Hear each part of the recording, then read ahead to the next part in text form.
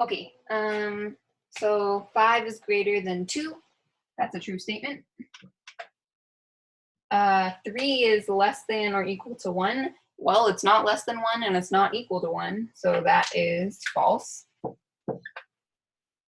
-10 is not less than -10, but it is equal to it, so that is true. 18 is greater than 1, so even if it's not equal, that's okay. It satisfies one of the conditions. -3 is greater than 0. That's not true, because all negative numbers are less than 0. And 5 is less than 5. That's not true. It's the same as 5. So if this number had been here, it would have been, or if this symbol had been here, it would be true, but it's not there, so it is false. For number 2, we have all of these numbers. So we have -1, 0, 1, 2, 3, and all the numbers in between, and so on. So that's going to represent, for x values, all the x values that are greater than, and then this part is shaded in 2, so or equal to -1. And that was kind of challenging, but the idea is that if this represents all the values, the shaded values are the ones that make this statement true, then the values we're looking at are all greater than or equal to -1. For number 3, I went ahead and drew, so the first step is always to, I always like at least to get rid of -30, or like get rid of the constant on both sides, so that I can focus on what I'm trying to complete the square for. So if we have x squared plus 12x,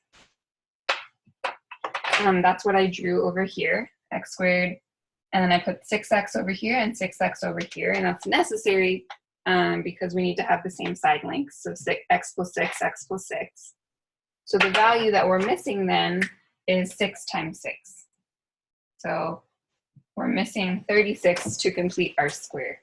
And we want that because we want to be able to write it as something squared. So we're going to add 36 to both sides. And the whole point of doing that was so that this would be x plus 6 squared. So it wasn't something squared to begin with, but we forced it to be by adding 36 on both sides. And then over here on the right, -30 plus 36 makes 6. So the tricky part here is that there is no number, there is no like whole number that you can square to get 6. Because I'm mean and made it more challenging. So what you have to do is think about what number do you square to get 6, and that is going to be the square root of 6. Right, so if we take the square root of 6 and then square it, you can think of those two operations undoing each other to get our answer. So if that's equal to 6, that means that this number right here, x plus 6, must be equal to positive or negative square root of 6. That way, when we plug it in, right here, if that whole rectangle is the square root of 6, then we get a true statement.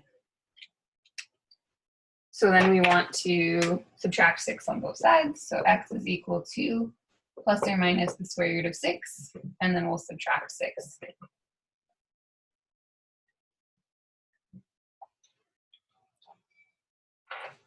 So it's a little ugly, but I did want to give you more practice with that.